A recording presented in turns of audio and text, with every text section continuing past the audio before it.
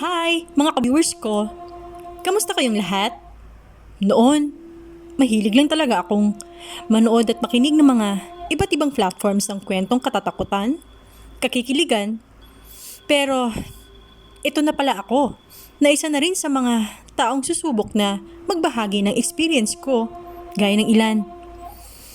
At lalo na rin sa iyo, Ma'am Lynn Rose.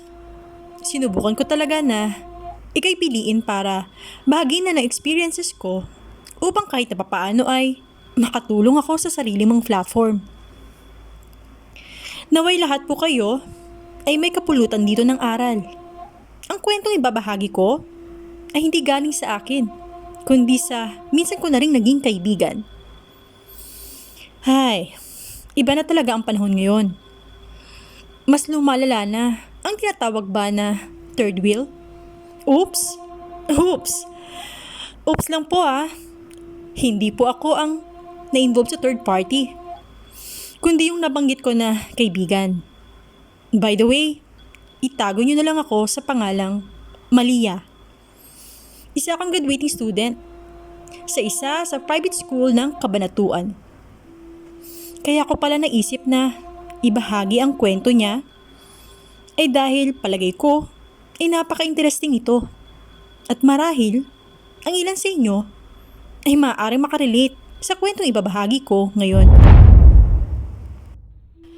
May dulot din ito ng kahindik-hindik na katatakutan sa magiging gitna ng ating kwentuhan. Kasi simula pa lang yon ng panibagong semestre para sa huling taon ko na sa kolehiyo. Bagong graduation, nang biglang may pinakilala ang professor namin na isang bago raw na transfer student na nagmula pa raw sa Mindanao. Siya ay nagngangalang Anita. Napakaganda ni Anita, sa totoo lang. Isa siyang matangkad na dalagita, slim ang kanyang pangangatawan, morena kanyang balat, at mala-artistahin ng datingan. Mukha siyang napaka-amo tingnan at palagay ko ay napaka-inosente nito sa lahat ng mga bagay. Sa unang linggo nga nito sa amin ay sadyang mailap ito sa ilan naming mga kaklase. Hindi siya masyadong nakikihalubilo sa lahat. Madalang din siya na sumama sa ilang mga group of students doon. Kung kaya't, ako na ang gumawa ng paraan para makipagkaibigan sa kanya. Isang umaga, nakita ko si Anita na mag-isang kumakain sa isang mahabang lamesa sa food court ng school namin.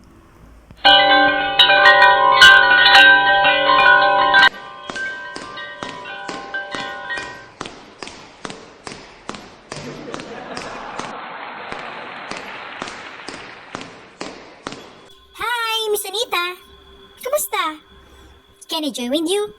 Yeah, sure. Um, how's your experience naman sa classroom natin? Okay naman. Great. By the way, can I be your friend? Marahil kilala mo na ako.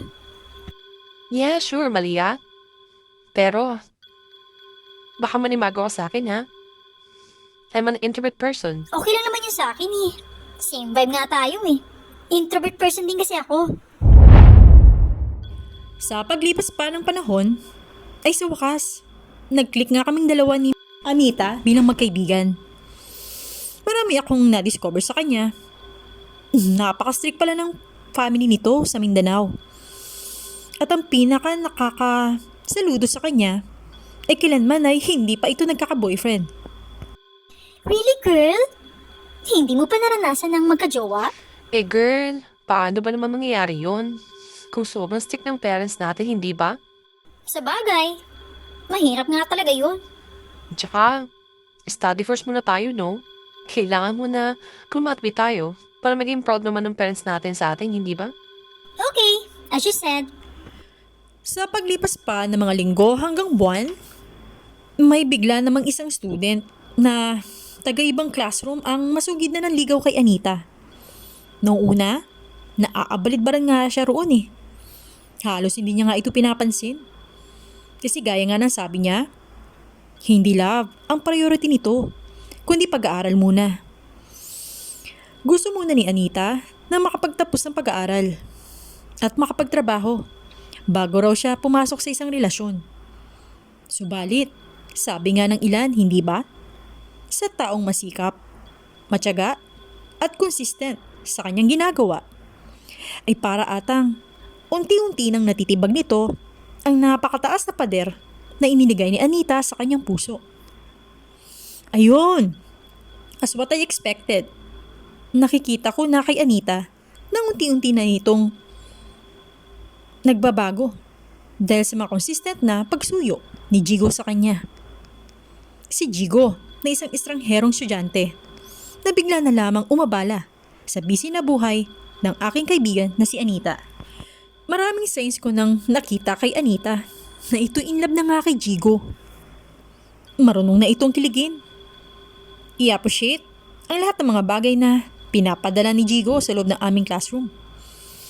Hanggang isang araw, hindi ko sinadya na dumaan sa likod ng building ng aming department.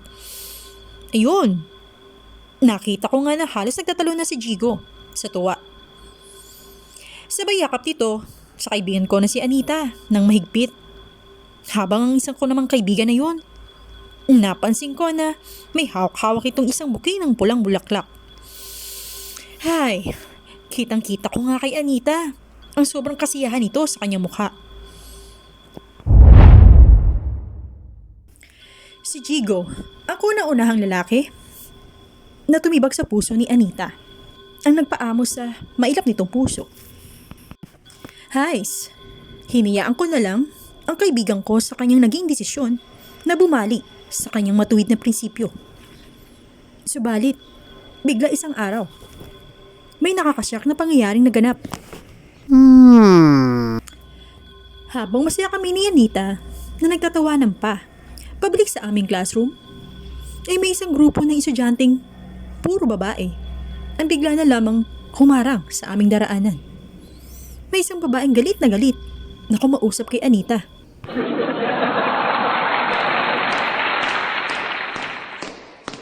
Ikaw ba si Anita?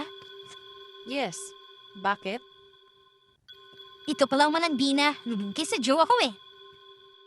Ha? Hey! Ano po pinagsasabang ng miss? Alam mo, total, dikit ka naman ang dikit kung kani-kanino. Ito, dagdagan pa natin ang kalansahan mo. Nagulat ako sa mga sumunod na naganap.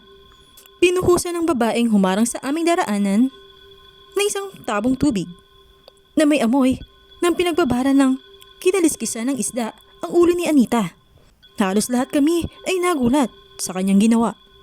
Dahil doon, ay huminto naman lahat ng mga estudyanteng dumaraan sa gilid namin at halos lahat sila ay pinalibutan na kami.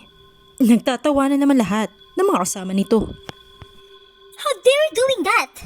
Who the hell are you? Nakikita mo ito? Nakabidyo ka sa ginawa mo. Subukan mo pang lumapit kay Anita at dagdagan mo pa ang ginawa mong pambubuli sa kanya. May expel ka na sa school na to. Sige, subukan nyo. Tingnan natin kasi sino ang may expel sa atin.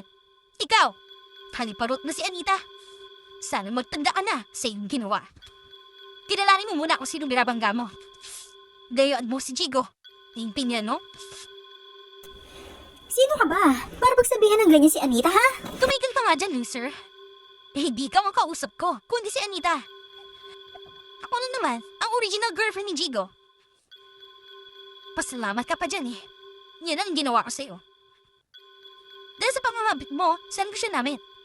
Alam mo naman, na nagkakalubuan na kami, pero pumatol ka pa rin. Malandi ka talaga. Sa gitna ng mainit na sagutan ay may sumigaw na parating na raw ang ilang admin officer sa area namin. Kung kaya't, nagmadali na rin kaming na umalis. Gayun din ang grupo ng mga namubuli sa amin. Tanda mo ito, Anita, ha? Hindi pa tayo tapos.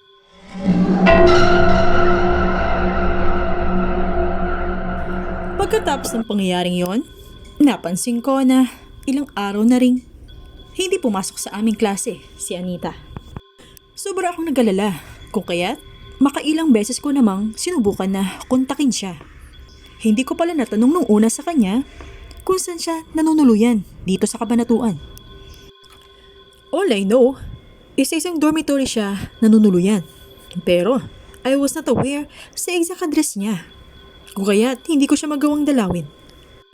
Sadly, parating unavailable ang phone niya sa tuwing susubukan ko na siyang kontakin. Sa paglipas pa ng 3 araw, hindi pa rin pumapasok si Anita sa aming eskwelahan. Napadaan naman ako sa basketball area namin. Papunta sana ako niyon sa locker area ng mga babae para sana magpalit ng damit. Hanggang sa napadaan naman ako sa locker area ng mga lalaki. Pagkatapos niyon, may bigla akong narinig na para bang may sumisigaw sa loob. Habang hinahampas-hampas ito, sa mismong pader ng isang locker ang kamay nito. Kung kaya't bigla akong napahinto sa aking paglalakad. Narinig ko na si Jigo pala ang taong yun na tila ba may kausap ito sa kanyang phone. Bakit ba ginugulo mo pa rin ako, Sheena? We were broken up already, hindi ba? Alam mo yan. Tingnan mo kung anong gulo ang ginawa mo sa school namin. Ano ba? Tumigil ka na nga. Tingnan mo, hindi na ako kinakausap ni Anita ngayon dahil sa paggugulo na ginawa mo. You are so very crazy, pathetic, obsessive, and possessive woman. Mag-move on ka na nga. Halos na-cruise naman ako sa mga narinig ko.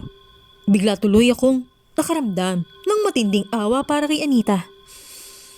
Isa palang trespasser ang namahiya sa kanya last week. At isa pala siyang ex-girlfriend na ni Jigo. Hindi ko na tuloy alam kung papaano ko pa masasabihan ng katotohanan na yon si Anita. Ngayong ilang araw na itong hindi pumapasok sa aming eskwelahan. At cannot be attended pa rin ang kanyang phone. Oh no. Isang gabi, habang ako ay pauwi na galing sa aming school, inabot naman ako ng sobrang gabi sa daan. Sa kadahilanan na may ginawa kaming group of activities na ipapresent namin next week. Sa aking paglalakad, ay nakita ko nga si Sheena, na ex-girlfriend ni Jigo, na nakatambay sa isang kanto. Parang may hinihintay ito ng kung sino man. Hanggang sa, napansin ko na lang na halos nagmamaktol na ito na may pagdabog-dabog pa, saka ito lumakad na papalayo. Napansin ko na lang na parehas pala kami ng iskinita na daraanan. Naroon lang siya, banda sa unahan ko. May kalayuan naman ang pwesto nito mula sa akin. Pagkalipas ng ilang sandali, ay napadaan na ito sa may kadiliman ng daan. Biglang may napansin ako na tumulon bigla mula sa itaas ng puno na nadaanan niya. Saka ito humarang sa kanyang daraanan. Oh no. Nagulat naman si Sheena sa ginawa nito. Kung kaya't, napasigaw ito. Saka nga niya sinubukan na itulak ang humarang sa kanyang daraanan.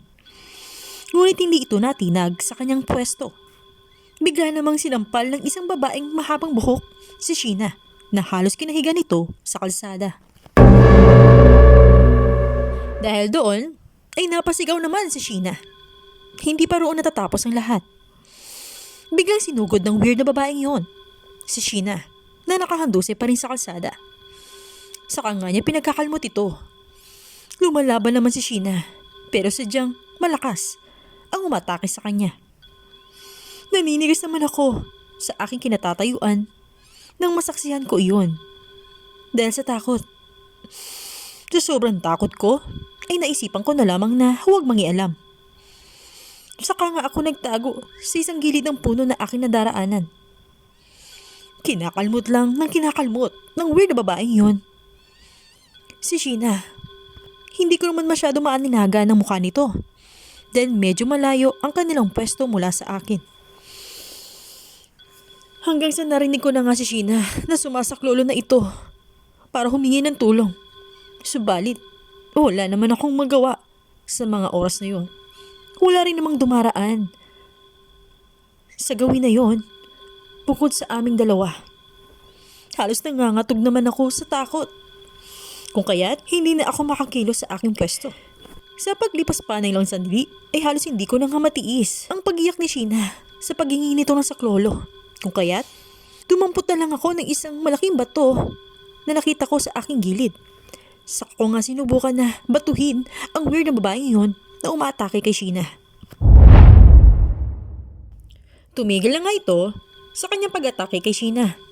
Saka ito muling tumalon pabalik sa taas ng puno. Nasyak ako sa ginawa nito. Parang hindi ito tao sa ginawa nitong pagkilos. Sa pag-alis ito, ay agaran naman akong pumunta sa kinaroonan ni Sheena. Nasyak ako sa nasaksihan ko. Halos duguan na nga ito nang makita ko ito.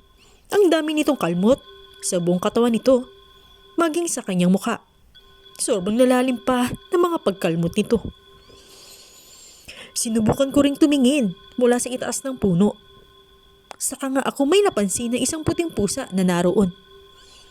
Bigla itong tumalon sa aking harapan. Saka na nga ito umalis papalayo sa amin. Hindi na nga ako nagdalawang isip pa na itakbo sa pinakamalapit na ospital si Sheena. Halos na-trauma naman si Sheena sa pangyayari. Hindi ko na nga siya makausap ng matino. Hanggang sa nadala ko na nga siya sa hospital. Kalaunan, nang may masmasa na ito, ay panibanggit naman ito sa pangalan ni Anita. Nakilala niya raw ang umatake sa kanya. Si Anita raw ang umatake sa kanya. Hindi raw tao si Anita. Sobrang nakakatakot daw ang itsura nito nang kanya nitong makita. Ang haba raw ng mga kuko nito habang kinakalmot siya nito. Para daw isang aswang ang itsura nito. Sa narinig kong yon, halos hindi ko yun mapaniwalaan. Kalaunan, ay nagpaalam na lamang ako sa kanya. Hanggang sa nakauwi na nga ako sa aking tahanan. Lumipas pa ang ilang linggo. Nabalitaan ko na lamang na nag-drop out na pala si Anita sa aming school. Hindi na nga siya muling nagpakita roon. Kung kahit malaki ang aking panghihinayang sa nabuong pagkakaibigan namin. Palagay ko, ay masyado itong naapektuhan sa nangyari sa kanila ni Jigo. At dito na nga po nagtatapos ang aking kwento.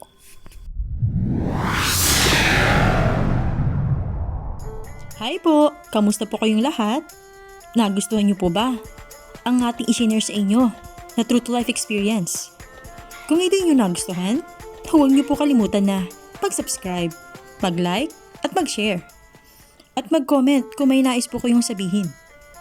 Huwag niyo rin po kalimutan na i-click ang bell para always po kayong ma-notify sa mga susunod pa na experiences ang ating i-share sa inyo. Maraming salamat po and have a great day!